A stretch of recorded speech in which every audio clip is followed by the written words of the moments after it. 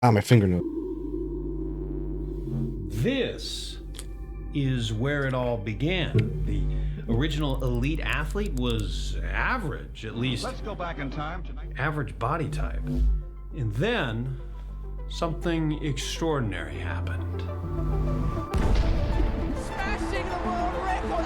Unbelievable! He's done it again! Basketball players got taller, shot putters got larger, gymnasts smaller. All these highly specialized body types chasing one goal. I don't think we can go much farther. We have peaked, like, we have gone from an average guy who on the weekend would go to a bar and smoke cigars and drink 24/7 to people who are only focusing on this. Like, so much, there's only so much the human body can do. The human limit. Like our universe, the ideal body type for different sports accelerated out from this beginning. But unlike our universe, the rate is slowing. Athletes have kind of settled into their body types, a natural artificial selection, so to speak. Even in the NBA, where we saw height skyrocket for decades, it has plateaued recently. In fact, many believe that... Well, yeah, you got Wemby, who's, like, how tall is Wemby? He's 7'4". Like, you can't get much, like, bro, you should see his parents. Wemby, why are they in caps? Parents. Like, his mom's like 6'3". Yeah. His mom's six. How did I get that right? His mom's 6'3" and his dad's 6'7". Dream team would be today's team. Thinking about this over the last few weeks, watching the Olympics, I couldn't help but wonder, are athletes still getting more athletic? Well, Slightly. the atmosphere is absolutely electric. A Berlin summer night in 2009. Like, there was a video that showed the human limit, like, versus Usain Bolt, and it was, I think, what did Usain Bolt run? Like a 5.58, was it? And it showed like the max human could run like a 5.22. The most fitting name in sports But that's got to be with like perfect air conditions or whatever. history gave us exactly what we craved. You can't catch him. Usain Bolt. Look at the turn. Absolutely. There is no one on this. Not a 5, not 5.58, 9.58. I think it showed like the the peak a human could run was like a 9.22 or something. planet or any other one that we know of that has ever run that fast. Breaking the 100-meter world record, this was a phenomenal feat. But as time has gone on, I believe that this represents something far grander than we could have appreciated at the time. It's not that it's just a world record. It's how long it stood a world record. Take a look at this real quick. It's the record for the longest record. All the way at the top is Usain Bolt, and at these Olympics, nobody was seriously close to his record.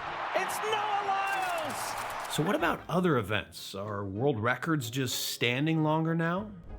For the men, in the 100, 200, and 400, we have only seen one world record since 2009. And for the women, we haven't seen a single world record in the sprints since the 80s. Damn. Joyner blowing away the field. It's almost as if athletes have gotten so fast, they're slowing down, at least the rate of progress. Were the peaks of the 80s and 90s just a byproduct of steroid use? What's going on here? To understand I have no this, idea, let's honestly. go back closer to the beginning when the elite athlete was more average. Same city, same event. Jesse Owens in the Owens ended up running a 10-3 in That is a great movie. What's the movie called? It's literally called Jesse Owens. This is a... Wait, was it this one? Yeah, it was this one. I'm pretty sure. Or was it this one? Might have been this one, because it had Hitler in it. I remember that. Great movie. set the world record by running a 10-2 earlier that year. But if he had run that this year, he wouldn't have even qualified for the Olympics. In fact, he'd get dusted by teenagers. Wow. Closed skills, such as sprinting, provide a nice glimpse into athletic progress. The measurables are very clean, and clearly here, this is a sign that we are getting faster as a species. Or is it? Let's consider a few items that were highlighted by writer David Epstein. Bolt started out of blocks, specially fabricated carpet designed It's gonna be a terrible last name to have, dude. Imprinted with that last name for the rest of your life. to propel him forward. Owens started out of holes that he dug with a gardening trowel. Not quite the same thing. Experts suggest that if he had blocks, the difference would have been roughly 0.1 to 0.2 seconds. Bolt also ran on a modern-day track, an embossed rubber surface that enhanced his grip with every single stride. Owens ran on ash, a cinder track, which is ash from burnt wood. That surface stole far more of his energy, and it's no coincidence that if you look at the first sub-10 in the 100-meter for the men, it was run after they moved away from these. What do you think he would run if he had all of the same things that Usain Bolt got to have? Probably, I'm guessing, like around here, to be honest. But he still wouldn't be faster than Usain Bolt. Tracks. Experts suggest this was another 0.15 to 0.2 seconds. Bolt I'm also guessing had right here. far better shoes and training and development. But even if we don't count that, biomechanical analysis that looked at the speed of Jesse Owens' joints suggests that if they had run under the same circumstances, he wouldn't have been 14 feet behind. He would have been within one stride. There have been a few sprinters who have given us a few examples of this. Sean Crawford famously took on a zebra on dirt, running a 10.89 on Man vs. Beast, far below what he usually ran. Canadian 2016 bronze medalist Andre DeGrasse ran on a track crafted to be similar to Owens, and he ran an 11 flat, 1.1 seconds slower than his 9.9. So, considering an alternate universe where Owens and Bolt were both born in 1986, this race would have been a lot closer. And you can say the same thing about virtually every running event. The first 4-minute mile run by Sir Roger Bannister was on a cinder track as well. And you may have noticed that distance racers have been breaking records left and right. Why? Well, the shoes.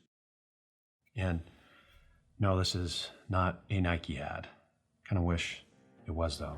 Our boy Sir Roger here was not wearing the Nike Alpha Flies. To get a better understanding of this, I spoke with the globally recognized biomechanist Dr. Peter Weyand, the chair of kinesiology at TCU, who specializes in speed. When the advanced footwear technologies came along, all the records for distance running, the record books have been almost entirely rewritten. Didn't that guy run a marathon in under 2 hours?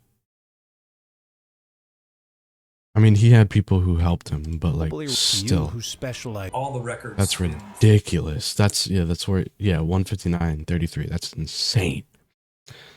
My For word. distance running, the record books have been almost entirely rewritten since 2016. Not because the athletes are better or the performances are, just because the shoes are better. A barrier once thought impossible is now broken. It's a form of mechanical He dope. still had 20 seconds. Tech improvements causing records to fall, at least on land. What about In water. In the 28 individual swimming events Who's that were Batman doing contested in Paris, close to half of the top 10 times have been posted in the last 4 years. Why? Well, part Who is this guy?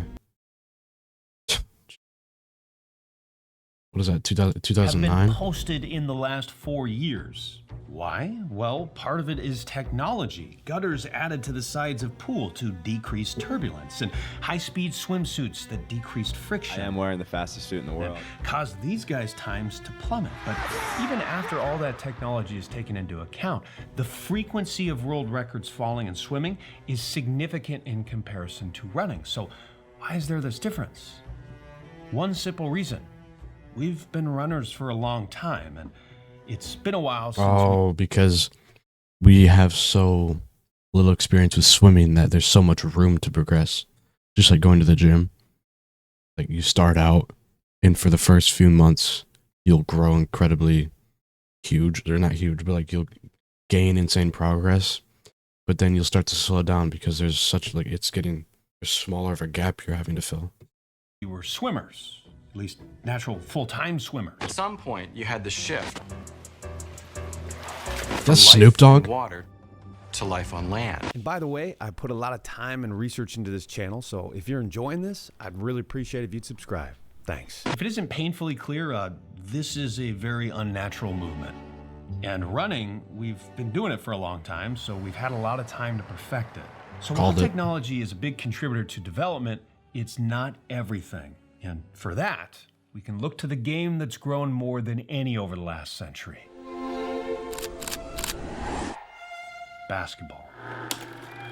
Take a look at the Celtics game. Bob Cousy, this is 32 years before the Dream Team.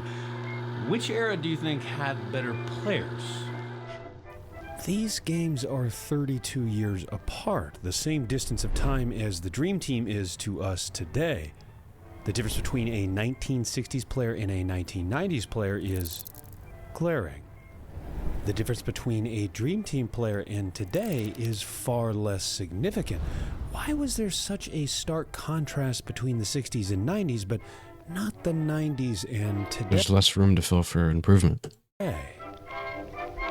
Many factors have contributed to this. Population growth, more revenue to develop and attract more athletes, and just think of how growth works in general. When you're new to something, you tend to get better in the early stages.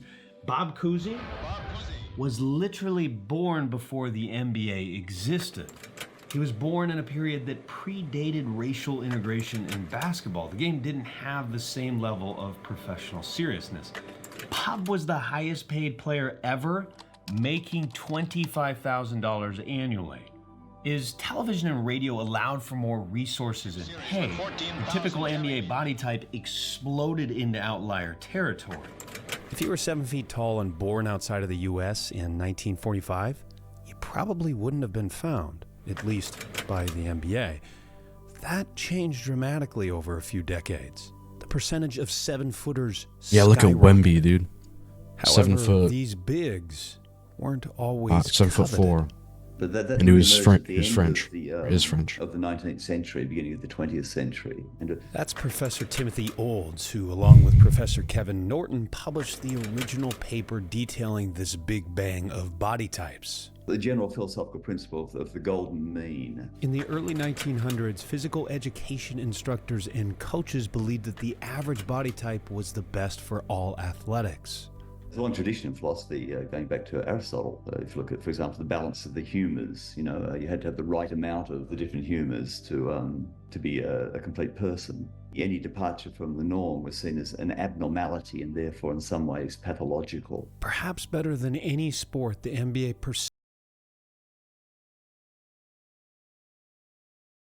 There's no way that's how they seriously did free throws. And therefore in some ways pathological.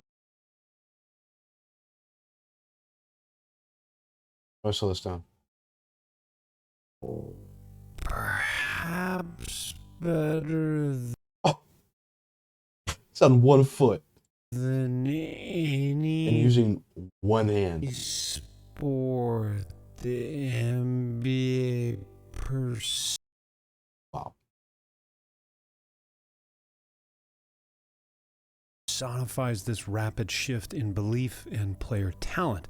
And this explains why we see such a contrast from the 1960s to the Dream Team. I just spilled on my shirt. I don't even think Bob would have argued that.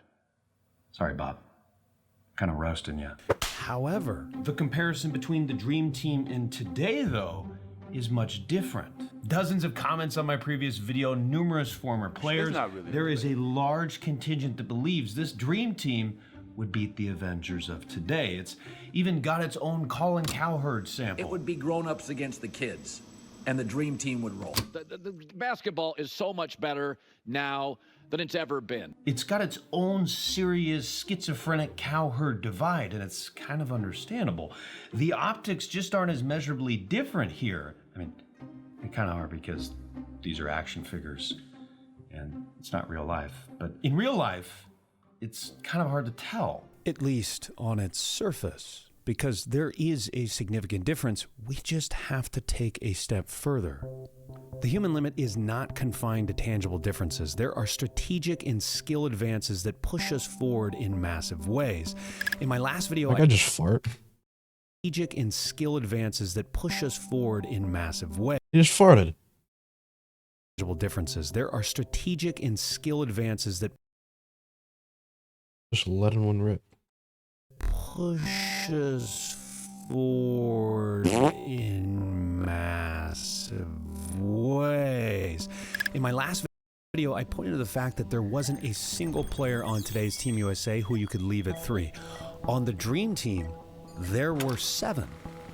Many commenters dismissed this point, primarily stating that the Dream Team was more physical, fundamental, and that shooting isn't everything, which suggests that's the NBA from then versus now. It's just the game used to be more physical and you'd go for more layups. Now people are going for more threes.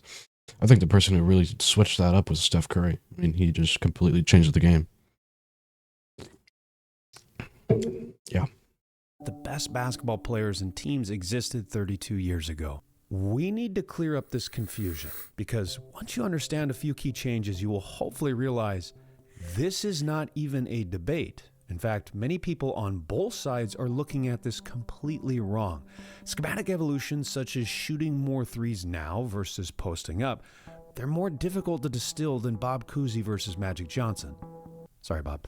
So I want to show you a few key changes that will hopefully put this to rest. I went back and watched a few of these Dream Team games to break it down. So after you control for the ridiculous amount of transition offense, from my count, Team USA had 91 possessions, 39 of them were transition offense possessions. What you find is very little movement and very little space. There were 19 post-up possessions in this game. That's about quadruple the NBA average today.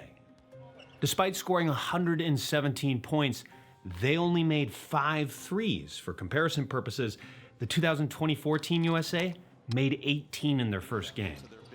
Why are so many of these guys chucking like they're Steph Curry? Oh, that's ridiculous. I guess one of them actually is Steph Curry, but what about the rest of them? What about LeBron, Embiid, Davis? Why don't they take their man down to the block like Malone, like Robinson, like Jordan did, like Barkley are they getting lazier? did? Why are they Okay, come on. so soft? Well, they're softer because they're smarter. This isn't just my belief. This is math. Okay, so I'm wrong. I'll show you. And this revolution started with a rule change, one that benefited the defense. Yes, there was a rule change after the 90s that benefited the defense, one that inadvertently pushed our human limit and created better basketball players.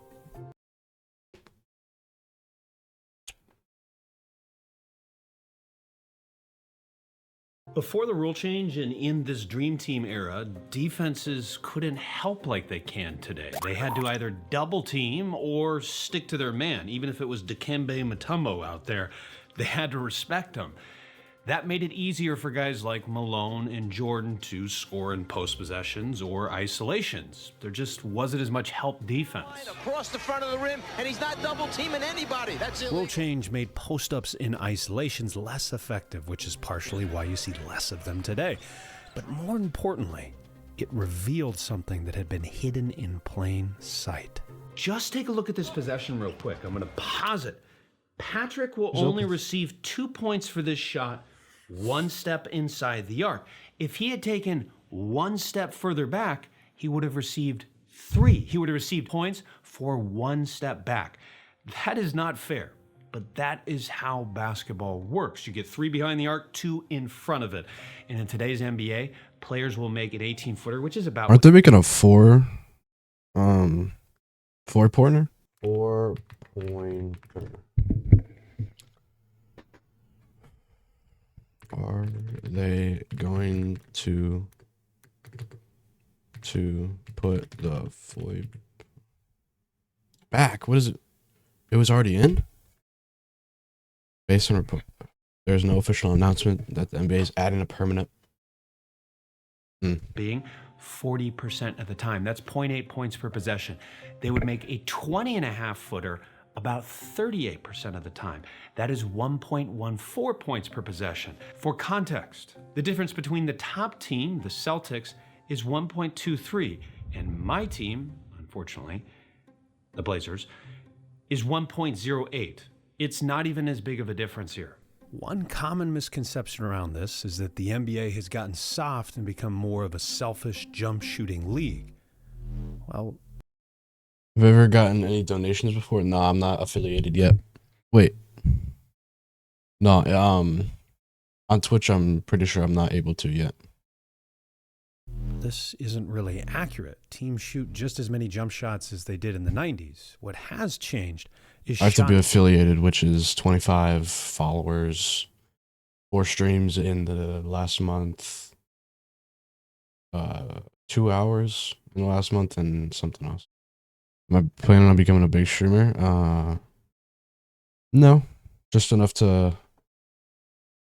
What I really want to do is like travel a lot of places, so a stable income, but not a big streamer. No, I feel like that would be a pain in my ass. Selection using these numbers straight from the NBA's website. Like Jinx, I do not want to become Jinxie. Like averaging, what does he average from YouTube and Twitch? 60,000 viewers. No, I do not want that. If we too much attention. Dream Team was just as good at shooting, they'd be playing in a losing way. Per 100 possessions, assuming for NBA averages, it's a difference of about 10 points per game. You can throw MJ's mid-range in there, it still won't pencil out. These are the types of strategic advances that push the human limit forward. But let's not get ahead of ourselves here. Let's go back to Owens for a second. Out of the womb, he might have been just as built for the 100-meter as Bolt. How do we know this isn't true for our dreamers in a different way? The Dream Team grew up in an era where there was no development of the 3 because there was no 3. Players are smarter and unobjectively better shooters today, largely due to this discovery, but like all advances that have pushed the human limit, that does not take away anything from previous generations. Would Pippen, Jordan, Drexler, and even the bigs have been able to develop a 3? It's hard to deny they wouldn't have at least been better. And they would have had coaches telling them, I need you to take a step back. Not like in a confrontational way, like to shoot the 3. So where does that leave us? Well, there have been tech advances, strategic shifts, and more athletes playing adequate sports. Less new world records. Where is this limit? I shot put so high.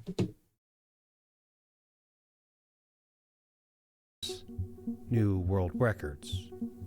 Where is this limit? Where do we go from here? Personally, I find all of this exciting and simultaneously terrifying. The Olympics provide us with this nice benchmark every 4 years, this line in the sand to see how far we've come as a species. And as humans, we will always be pushing up against that line. We will always be pushing the goalpost back. But as technology improves, there's at least one group I do not envy, and that is World Athletic Organization, the folks in charge of deciding what's legal, what's not, what is fair. At least there's some beauty in this. Our bodies are clearly limited, but our minds and spirits don't really seem to be. That's a good message. That is the human condition. That is what fuels progress. Wow.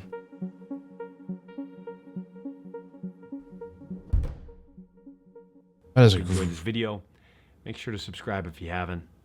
Take care. That is a great video.